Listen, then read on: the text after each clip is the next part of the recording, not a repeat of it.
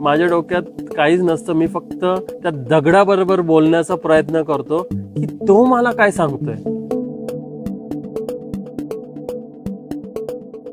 माझं नाव गौतम वैष्णव आहे आणि मी दगडांना रचतो, जे तुम्हाला असं वाटतं की खूपच अवघड आहे आणि असं कसं काही शक्य आहे की अशी कशी काही दगडं बॅलन्स झाली. रॉक बॅलन्सिंग नक्की म्हणजे एक मेडिटेशनचा पार्ट आहे, जेणेकरून तुम्ही तुमच्या मनाला एकदम शांतीमध्ये आणता.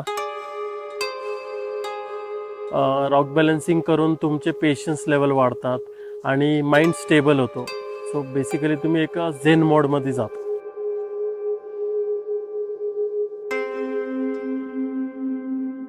रॉक बॅलन्सिंगची सुरुवात मी महाडमध्ये केली, जेव्हा मी एका विपासना कोर्ससाठी गेलो होतो.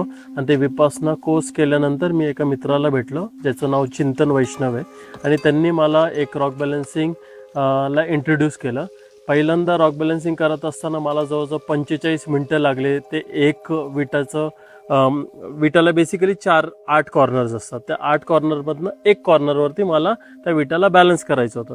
तर ते करण्यासाठी मला जवळजवळ 45 मिनटं लागले. पण तेच 45 मिनटं म्हणजे मला राग येत होता, मला एन्झायटी होत होती, मला कसं तरी वाटत होतं की असं वाटत होतं की ते विटेचे 2 तुकडे करून त्याच्या डोक्यात टाकू.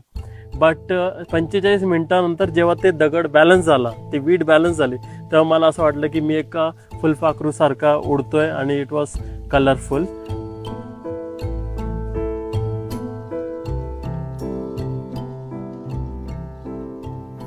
चुलाला 3 कॉर्नर्स असतात. 3 कॉर्नरवरती पातेलं बरोबर बसतं. तसंच हा जो 3 पॉइंट आहे तो आपल्याला दिसत नाही, फील होतो. आणि मग नंतर तो आपल्याला दगडच सांगतो की नाही, मी असा नाही असा बसणार, असा नाही असा बसणार. आणि त्यालाच आपण फोकस करून, या पेशन्स लेवल ठेवून त्या दगडाला आपण बॅलन्स करायचा प्रयत्न करतो. ह्याच प्रोसेसमध्ये तुमच्या डोक्यामध्ये 0 थॉट्स होतात, which is called as the flow state of mind. जर आजूबाजूचं तुम्ही म्हणजे लक्ष ठेवता की हे चाललंय, ते चाललंय, इथं गाणं चाललंय, इथं भांडणं चाललंय, काही चालू आहे, तर त्याच्यामध्ये तो रॉक बॅलन्स होणारच नाही. तुमचा एम या गोल हाच असतो की त्या दगडाला मला त्या पॉइंटवरती बॅलन्स करायचा आहे. साधारणपणे कधी कधी 5 सेकंदात पण होतो आणि कधी कधी 2 तास पण लागतात करण्यासाठी. टोटली डिपेंड करतं की वातावरण कसं आहे, हवा आहे की नाही आहे, दगड कसा आहे, दगडचं वजन जास्त आहे का, मला बसण्यासाठी व्यवस्थित जागा आहे की नाही आहे. जर नवीन नवीन तुम्ही ट्राय करायचा प्रयत्न करताय तर तुम्ही मोस्टली गोल दगडांचा निवड केला पाहिजे. आणि मी जेव्हा रॉक बॅलन्सिंग म्हणजे रॉक सिलेक्ट करतो, तर मोस्टली मी बघतो की एकदम टोकेरी भाग आहेत का, टोकेरी दगड आहेत का, या फिर लेटर्सच्या शेपमध्ये दगड आहेत का. समजा S साईजचा शेपचा दगड असेल तर तो बॅलन्स करण्यासाठी खूप भारी वाटेल. जर अनइव्हन ऑब्जेक्ट आला रॉक्समध्ये तर मी मोस्टली ते रॉक सिलेक्ट करतो, कारण की ते बॅलन्स केल्यानंतर एकदम अप्रतिम दिसतील.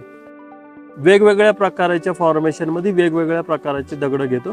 आणि जर समजा हवा वगैरे मला त्रास देते तर मी थोडाफार एरोडायनॅमिक्सच्या दृष्टिकोनातनं पण विचार करतो की समजा हवा अशी येते तर मी दगडाला असा नाही बॅलन्स करणार, मी दगडाला असा बॅलन्स करणार, जेणेकरून हवा त्याला कापून जाऊ शकते पुढं. असं